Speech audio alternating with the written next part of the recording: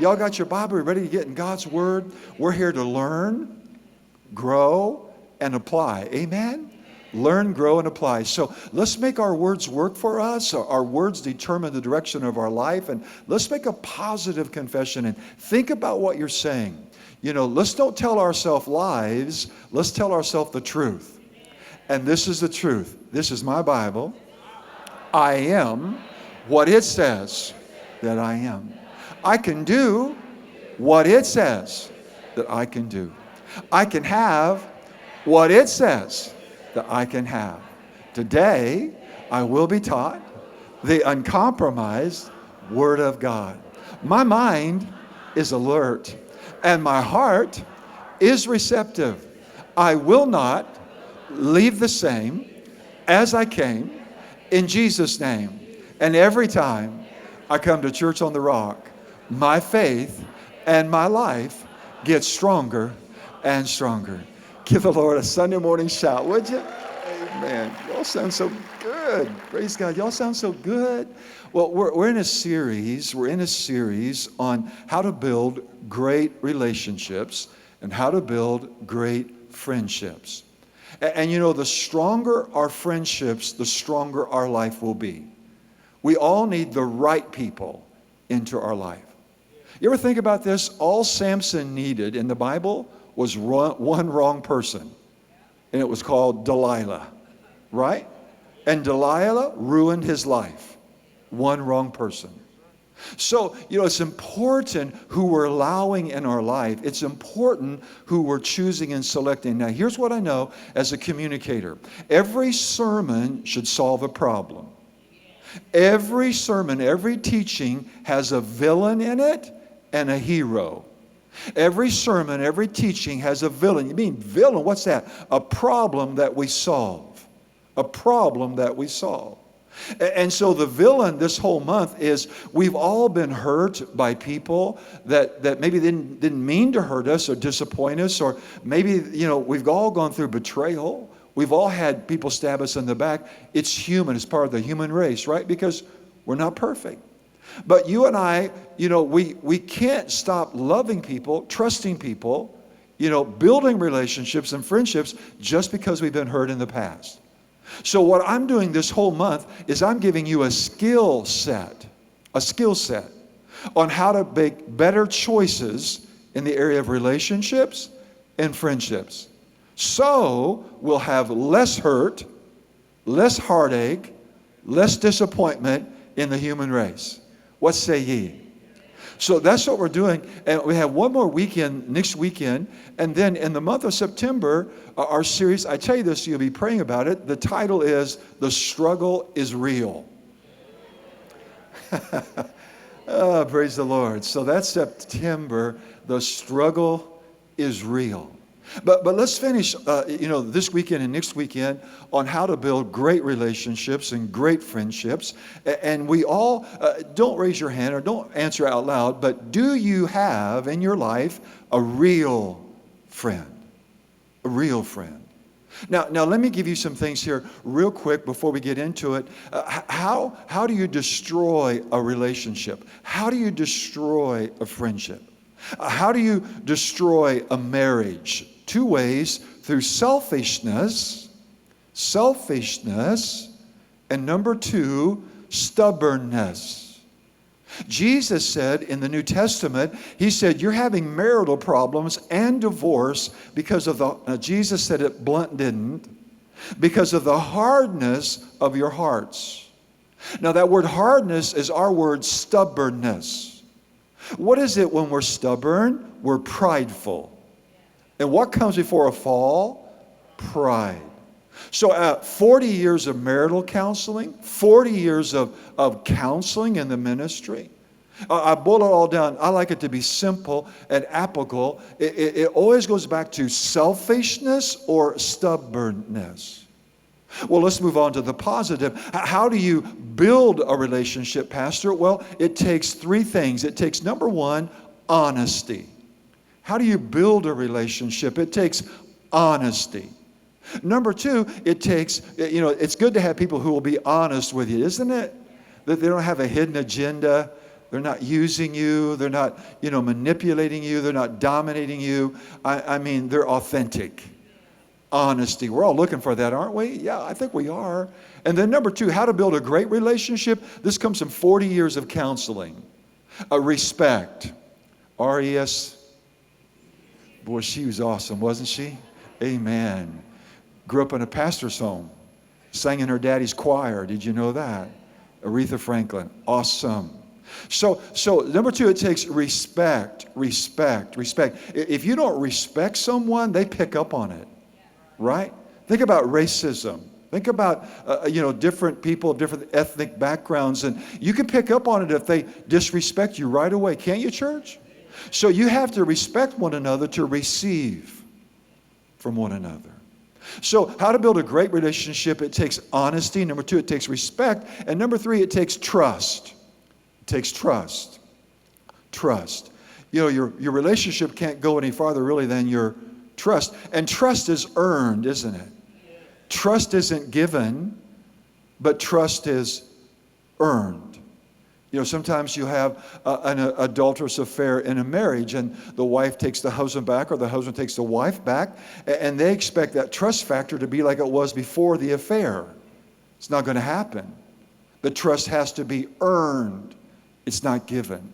Why for me to say that? I guess for somebody on our online campus.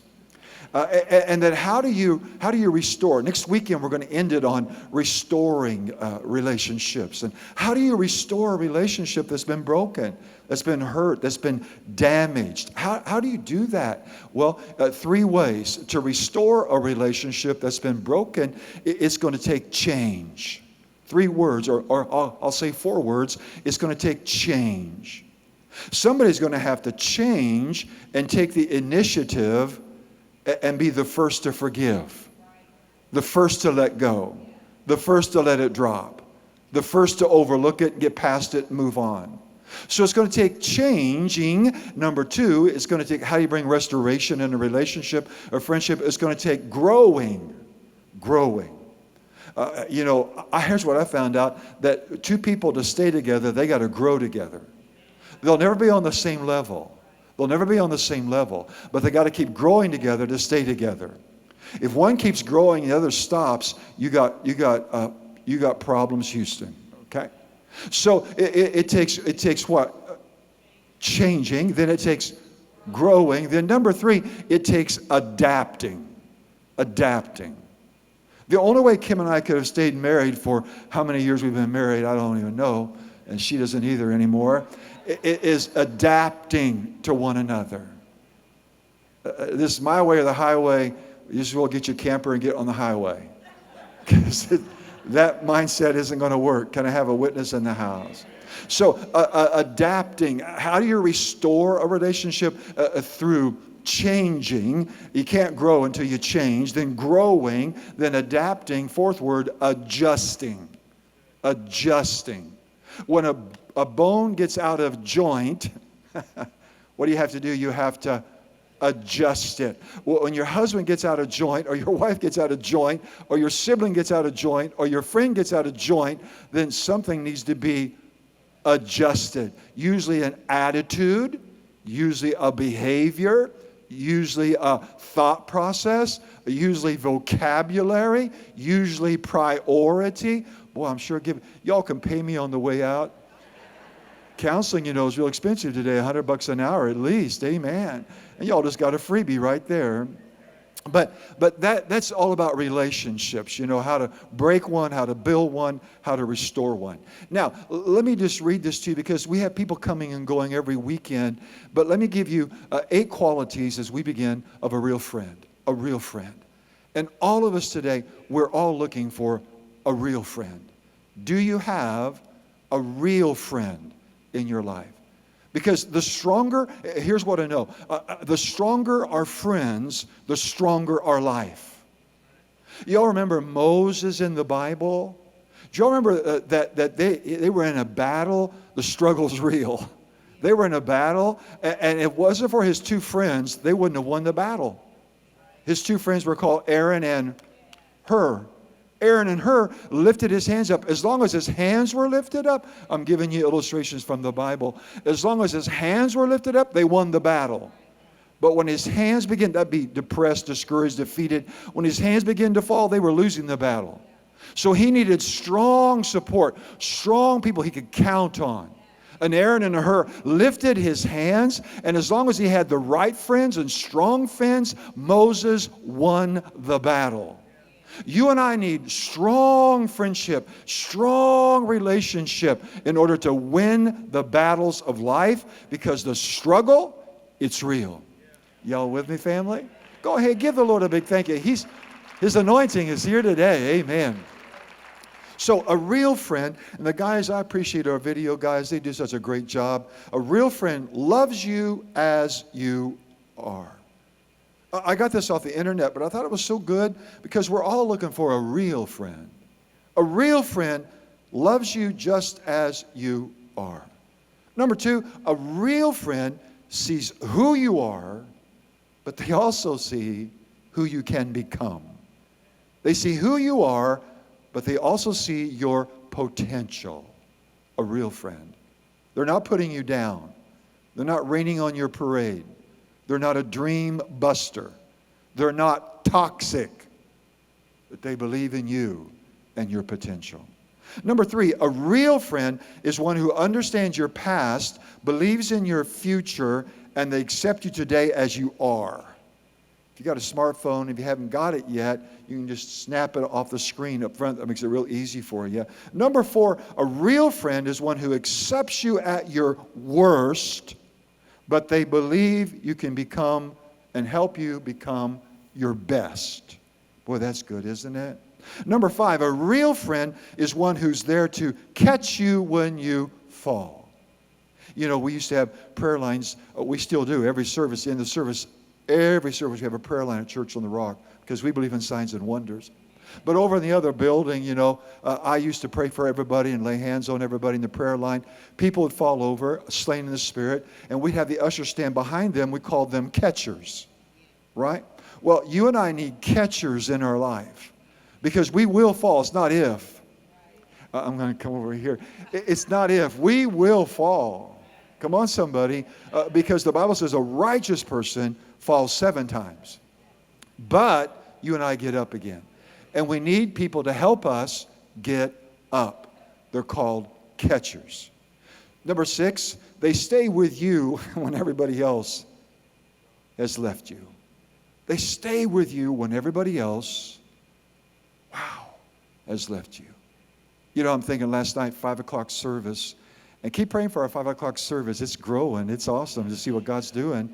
And sitting right down here where Serene's sitting right now was our first pianist at Church on the Rock, Debbie.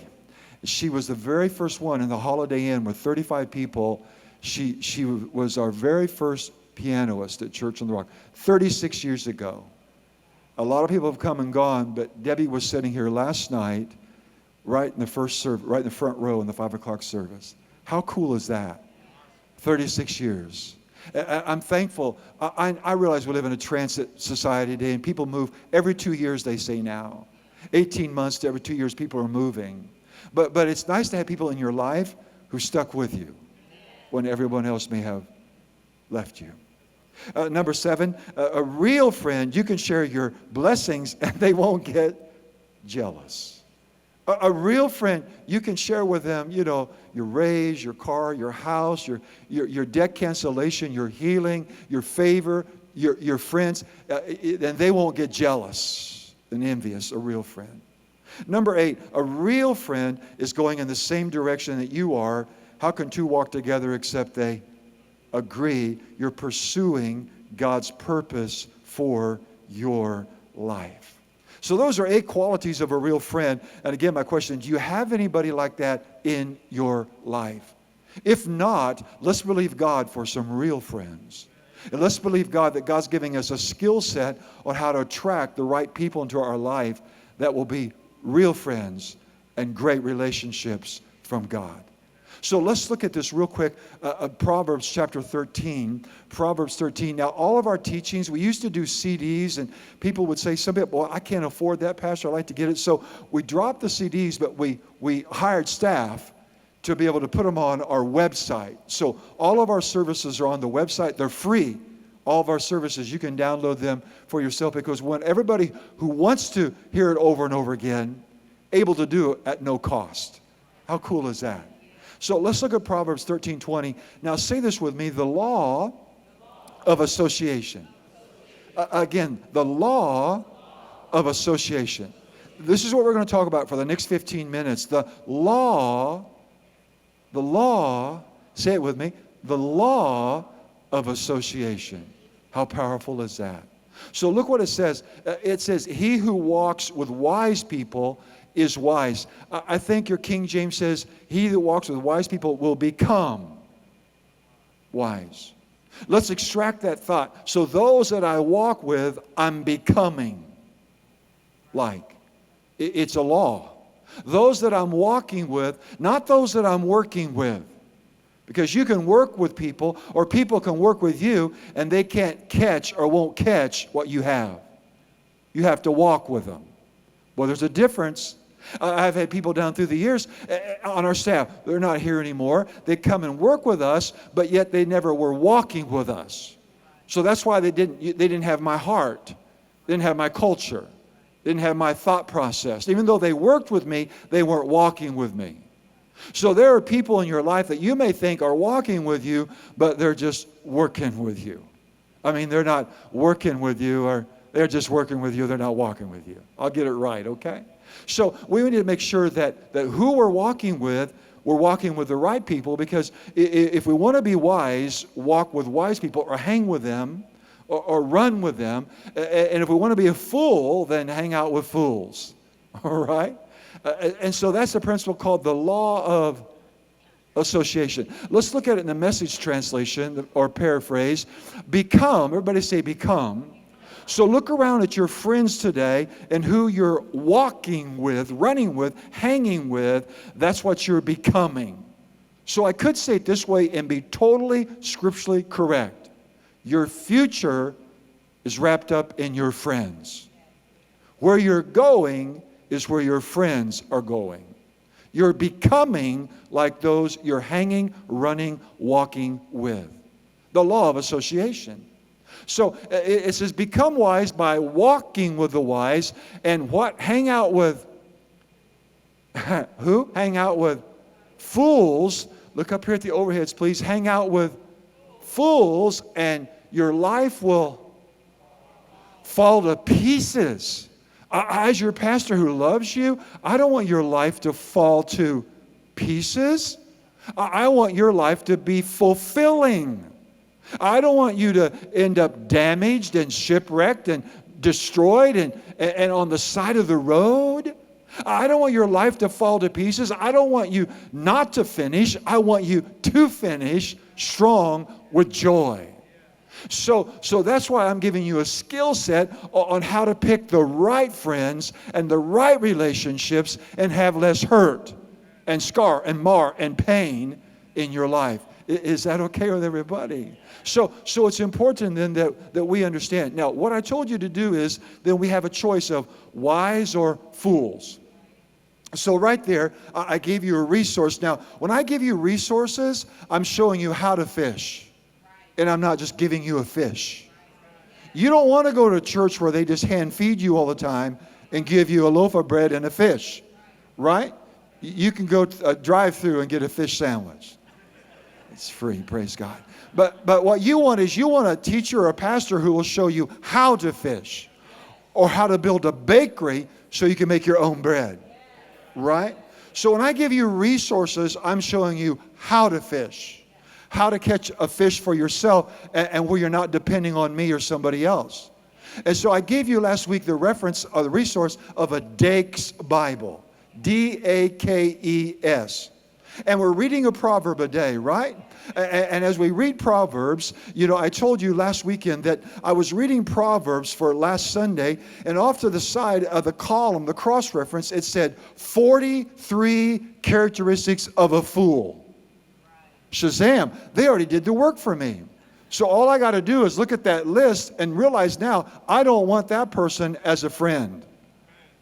Right?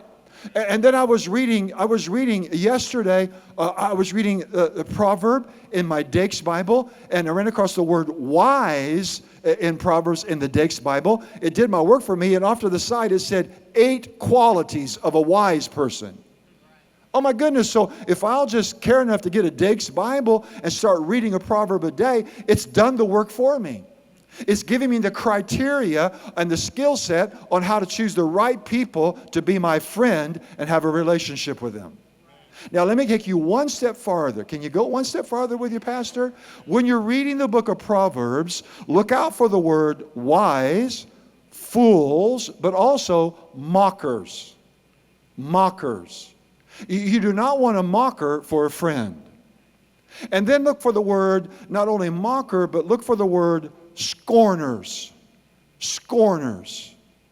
The book of Proverbs lists people, different kinds of people that you want to associate with and those you don't want to associate with. It lists those that you want to be a friend and have a relationship with and those that you don't. So it lists the word wise, and you and I, that's who we want for our friends. And then it'll use the word fool, and let a light come on when you see it, when you read the book of Proverbs. It will list a mocker or a scorner, and then it lists the simple. You say, what's wrong with a simple person? Well, if you look the word up simple in the Hebrew, Pastor, I don't know any Hebrew. Okay, then in the Dakes Bible, after the cross-reference, when you read the word in Proverbs on the simple, it has a cross-reference and it will say the deceptive. A simple person is a deceptive person. A deceptive person. You do not want a person who's dishonest as your friend. You'll wind up in a world of hurt and your life will fall to pieces. What do we do to those people? We minister to them. We love all those people. But you can't hang or run or walk with them or you become like them. And then you want to look not only for wise people, foolish people, mockers, scorners, simple, and then in the book of Proverbs it will list wicked people. You do not want a wicked person to run with, hang with, because who you run with, you'll become like. It's called the law of association. Am I helping anybody today? Choose the right people to run, hang, and walk with. Choose the people that you want what's on them on you. You want what's on them on you. Everybody in this room, everybody on our online campus, you are all a spirit. But you carry a spirit with you everywhere you go. I don't understand, Pastor. Oh, yeah, you do. Think about it. When she walks into the room lights up. What is that? She's carrying a joyful spirit. Now, she is a spirit being, but she's carrying a spirit as she walks around. When he walks into the room, Pastor, all hell breaks loose. What is he doing? He's carrying a spirit, right? So we are spirits, but we all carry a spirit. Now, the spirit we carry on any given day is the one that we yield to the most that day. You and I, as brothers and sisters in the family of God, the spirit that we are supposed to yield to is the Holy Spirit. You with me, family? All right, so I want to give you now an illustration of the law of association from the Bible, and then I'm going to give you a personal one from my life, and then I'm going to give you 3 takeaways. Can you dig it? Groovy? Right on? Okay, so let's look at it in the Bible. Let's go to Kings on the overhead, 2 Kings, and this is the story of Elijah and Elisha. How many of you remember that story in the Bible? You've read that story? Elijah and Elisha. And what it's saying here, we're going to read it, but let me just lay it out for you, is that Elijah is about to have a supernatural exit from planet Earth. Elijah is about to be raptured up without death unto heaven. How amazing is that? He's about to have a supernatural exit from planet Earth. Well, did you know that we are about, as the family of God, to have a supernatural exit from planet Earth? It's called the second coming of Christ. It's called the rapture and the catching away of the church. Amen. So he's about, and Elisha has been his associate. They've been friends. They've been walking together. Not just working, but walking together. And he's been respecting what's on Elijah's life. And Elijah says to Elisha, what one thing can I do for you? And Elisha said, I want a double portion of your spirit. I want what's on you through the law of association to come on me. So let's look at it. It says here, and when they had gone over, Elijah said to Elijah, ask what I can do for you before I'm taken from you. And Elisha said, I want a double portion of your spirit, the law of association. I want a double portion of your spirit on me. Everybody say double portion. Okay, next verse we're going to go to. He said, you've asked a hard thing. However, if you see me, whoa, if you see me, wow. Notice he couldn't have it unless he saw it. There's a biblical promise and principle right there. You can't have it until you see it. Question, do you see yourself healed today? You can't have it unless you see it. Do you see your marriage getting better? Do you see the godly friends that you want with the 8 characteristics? Well, until you see it, you can't have it. He's saying to Elijah, you can have it only if you see it. What do you see today? Because what you see is what you're positioned to have. Do you see yourself out of debt? Then get ready, get ready, get ready, get ready. Do you see yourself healed? Then get ready, get ready, get ready, get ready. Do you see your marriage reconciled? Do you see it? You can't have it unless you see it, he told Elisha. Do you see your life getting better? Then get ready, get ready, get ready, get ready. Amen, church? So a powerful principle. He said, if you see me when I'm taken from you, it shall be for you. But if you don't see it, you will not have it. Oh my goodness. If you don't see it, then you can't have it. But if you do see it, then you can have it. Do you see yourself getting stronger? Do you see yourself getting wiser? Do you see yourself with the right relationships? Do you see yourself writing large checks to Church on the Rock? I see it. Do you see yourself getting out of debt? I see it. Do you see yourself happy, restored, and blessed? If you see it, you can have it. But if you don't see it, you can't have it. Oh my goodness. Next verse. Next verse. And as they still went on and talked, behold, a chariot of fire and horses of fire parted the two of them, and Elijah went up into a whirlwind into heaven. Next verse. And Elijah, what did he do? He saw it. And Elijah saw it, and he cried, my father, the chariot of Israel. Now, I want to bring something out to you here in Bible interpretation. Notice it's the chariot of Israel. It's not the chariot of men. Some trust in chariots, and some trust in, but we will remember the name of the Lord our God. What does that mean, Pastor? Some trust in the natural as their resources, but you and I trust in the supernatural as our strength and our resources. This is not a chariot of man. This is a chariot of God of the house of Israel. And the chariot of Israel and its horsemen, and he saw him no more, and he took hold of his clothes, and he rent them into pieces. Next verse. And he took up the mantle that fell, went back and stood by the bank of the Jordan. Next verse. And he took the mantle that fell from Elijah, he struck the waters and said, where is the Lord? Where is the God of Elijah? And when he struck the waters, they parted the way, and Elisha went over. What happened? His first miracle. What did he ask for? A double portion. For you Bible scholars, check it out. In the Bible that's recorded, Elijah did 7 miracles. Check it out. In the Bible, you Bible scholars, Elisha did 14. Double portion.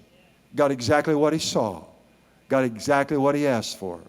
So next verse, where the sons of the prophet who were watching, they had a Bible school, they had a Bible institute, saw him, they said, he'd walked with him, right? Not just worked for him, he served him as an associate, but he wasn't just serving him, he wasn't just working for the man, he was walking, respecting, reverencing, wanting the spirit that was on him. The law of association. And the spirit, they said, of Elijah rest on Elisha, and they came to meet him and bowed down before him and showed honor and respect. That's called the law of association. Amazing. Elijah and Elisha. Now let me give you an illustration from my own life. A lot of you have heard it, but I couldn't think of a better one. Years ago in the 80s, in fact, it was 1988. And I asked my board, I asked my inner circle, I said, who's the greatest pastor in America in your own opinion? And I said, I don't want to know the biggest church, because you can get a big church through personality, charisma, guest. I said, I want to know who has the greatest church in America you would consider the greatest pastor. Because what? I wanted to become the greatest pastor I could be. So I wanted to know who they thought, my board, was the greatest pastor in 1988 in America. Well, they said John Osteen. Now, you may not know who he is. Joel. That's Joel's father. John, he's in heaven right now. And so God made a way for us to have a relationship with John Osteen. He became my pastor and Kim's pastor, and we were ordained through their ministry. And what a blessing. What a great blessing. And then, he right before he died, the weekend before he died, I knew he wasn't well. I knew he needed a miracle. And right before he died, he called me on a Friday afternoon. I'll never forget it. I have a little room in my house with a treadmill, and I have a landline phone on the wall. And it's green with a long cord. And I remember this Friday, I'm on my treadmill, the phone rings, I pick it up, and there's a little squeaky voice, and it's Pastor John Osteen. And I'm thinking, I said, Pastor, what are you calling me for? I know you're receiving your healing, you need a miracle, we're praying for you, we're believing. You shouldn't be out ministering to other people. And here's what he told me. If I'm lying, I'm frying, put my hand on the Bible. He said, Dave, you're my Elisha, I'm your Elijah. He said, you're my Elisha, I'm your Elijah. That's John Osteen. And he said to me this, he said, Dave, don't get discouraged and don't ever quit. And I sure do love you and Kim. Bye-bye. He died that weekend. Now, I believe, and also, you know what he gave me? He gave me his pulpit. Many of you remember it was that gray marble one over in the other campus. And we'd have guest speakers come through here, and they'd say, how in the world did you get John Osteen? They were they were happy for me. How in the world did you get? I said, favor. I have his pulpit. And I asked Tony this week, we've had it stored for years. I want to take it home, and I got to study at home. It was given to me personally. I'm going to put it in my study. Why? The law of attachment, the point of contact, and the law of association. The spirit that was on him, he said, was on me. I believe in the law of association. I believe you got to have strong friends to have a strong life. Can somebody? So, Pastor Osteen, and he's in heaven, and he graduated. And so I went to Pastor Kim. I said, we need a pastor. Because every pastor needs a pastor. Every sheep needs a pastor. And I said, we need a pastor. So God opened the door for Tommy Barnett to be our pastor. And he's still our pastor. And God opened the door for Pastor Tommy. He's a legend. I don't know if you know that or not. They've written books about him. You get books on church history, he's in there in the list. He is a hero. He's a legend. In his own time, he really is. So I went to him a few years ago. We had a Ministry of Helps banquet. It was the one we had with the Ferris wheels and the outside rides and the circus thing going on. And I'll never forget, before he spoke that night, I said, Pastor Tommy, John Osteen was our pastor. He's passed. Would you be our pastor? He said, I sure will. So Kim and I knelt down before him. He laid hands on us that the spirit that was on him, Pastor Tommy Barnett, would come on us. And do you know what he did? He gave me his very own Bible. So whenever, like this weekend, seriously, whenever I think, God, I need a special anointing on my life, I pull out his Bible. Pastor Tommy Barnett's Bible, personal Bible, I like to teach from because I believe there's a spirit on those things. There is that person's spirit on that thing. We don't worship things, but there's an attachment. There's a point of contact. It's the law of associations. And we want the right friends in our life. Because we have a race to run, am I right? And we want to finish strong, and we don't want our life to fall apart. We want our life to be fulfilled. Am I helping anybody? Now, I'm going to give you 3 points, okay? The team's coming out. And as you know, when I call them out, it really doesn't mean anything. It just makes you think, well, okay, Myrtle, put your shoes on. He's going to quit here in just a minute. It just makes you feel good. Well, he's going to finally quit. Praise God. But let me just share one scripture with you and 3 points on takeaway. Another skill set on how to choose the right friends and what to look for, okay? Because you and I need the right friends in our life. So let's look at it. Hebrews chapter 6 and verse 12. And this is the Living Bible. And I'd like for you to read it for me, would you? And those at home, would you all read it? Can we do it on the count of 3? Now think what you're reading now. There are 3 points in here on how to choose the right friends. Okay, here we go. On 3, everybody. 1, 2, 3.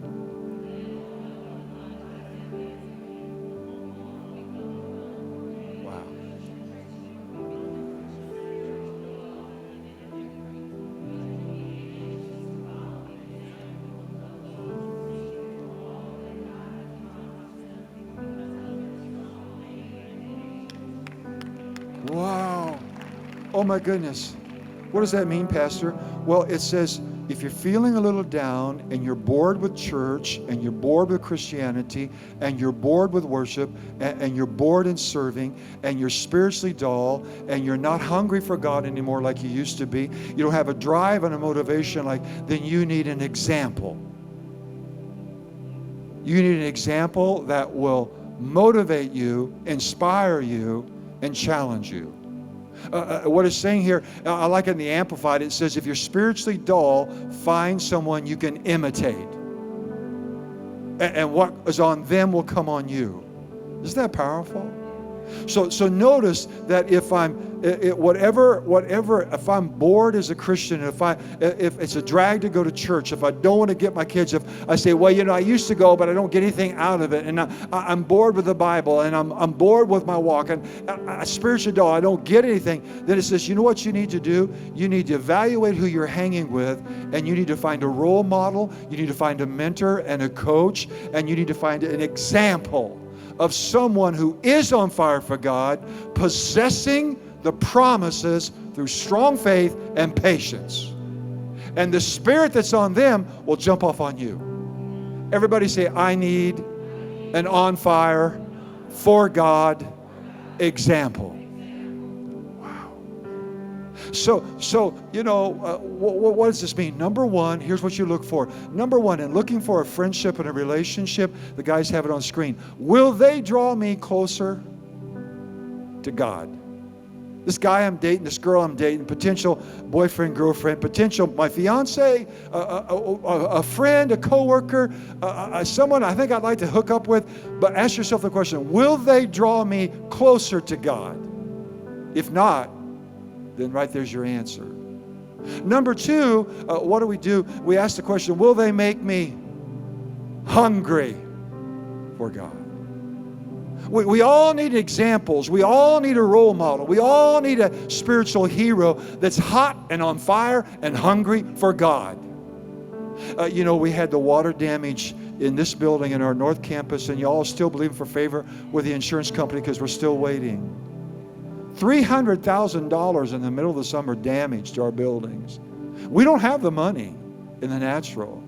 And God's going to make a way, whether it's to the insurance company or some other way, but right now we're waiting on the insurance company, and thank you for these work days. But when all that happened in the middle of the summer, when people are on vacations and the giving's down and it's really rough, Kim and I looked at the other and we said, what are we going to do now?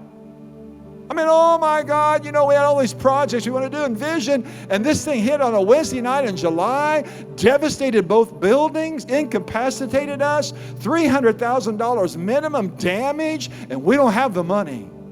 What are we going to do now? Call Ghostbusters. No, what are we going to do now? We call Marilyn Hickey. She's an example. She's a spiritual mother to us. She speaks at 82 years old every year in Singapore for Joseph Prince. Every year. She still speaks at the largest church's Hillsong in America at 80-some years old. She is an inspiration. She is a role model. She is a motivation. She is our example. So we called up Marilyn. Marilyn, what are we going to do? My God, in the middle of summer, offerings are down, attendance is down, people are on vacations, and they should be. And we get slammed. We had all these projects, and now $300,000 in the deficit. Marilyn, what are we going to do? And here's what she said. Seriously, celebrate Jesus. Do y'all remember that's an old song back in the charismatic movement? What was she saying? Dave, Kim, count it all joy. Well, that's all we need to hear from a strong woman of faith who is possessing the promises of God with strong faith and patience. Come on, somebody. Am I helping anybody today? You need an example that will what? Number one? See, if you're hanging with people who aren't close to God, then you're not going to be close to God. Number two, will they make you hungry for God? Are you around people that you just look at them and say, I want what's on them? I want their passion for God, their hunger for God, their drive for God, things of God, the church. Number three is, will they help me fulfill God's purpose for my life? Will they help me fulfill God's purpose for my life? I hope I'm helping you today. Well, when we were building this building, you know, this building is now 15 years old. 15. Joel Osteen dedicated it. It's 15 years old. Can you believe that? When we started out building this building, everybody told me, the contractors, the architect, everybody promised me it was $8 million project. Well, as naive as I had, and I'd been in several building programs before, it ended up being $24 million. 3 times the budget. And I can remember when we were building this building, and you know, it wasn't done. It was halfway done, and it had the shell, and it had rained, and there was mud on the ramps and mud downstairs. Gene, you'll remember this. You were there. You were walking with us. And I mean, there was mud everywhere, and the building was sitting as a shell, and there was no money. Money wasn't coming in, and the city said, you got to get it done, or we're going to repossess it. That's why we had to go borrow the money. And so I'm walking, but who am I walking with? Gene's walking with me. And who am I walking with? My pastor, Tommy Barnett. This is like 18 years ago, okay? In the middle of the building of this thing. And I'm walking the ramp. And Pastor Tommy, he had on shiny shoes. Remember that, Gene? He had a suit on, shiny shoes. He was walking in the mud.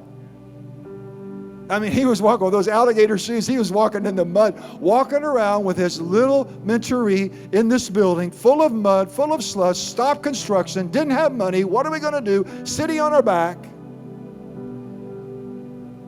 And he looked at me and he said, Dave, are you scared? And I said, Pastor Tommy, I am scared out of my pants. He said, don't worry, because he said, I am too. On what he was going through in their ministry. What was he saying to me? It's okay. I'm with you. We'll get through it together. Y'all need strong friends, family. Y'all need strong friends. Have I helped anybody today? The team's coming out. Give the Lord a praise. I'm done. Thanks for checking out this week's message. I want to invite you to take your next step by checking out our online community.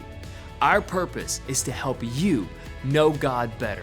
And one way to do that is to take Growth Track, where you'll find out what it means to belong to a church family. Another way is for you to get involved in a small group, because life is better together. To take your next step, go to cotr.org/online or reach out to us at online@cotr.org. Hope to hear from you soon, and don't forget that God is for you.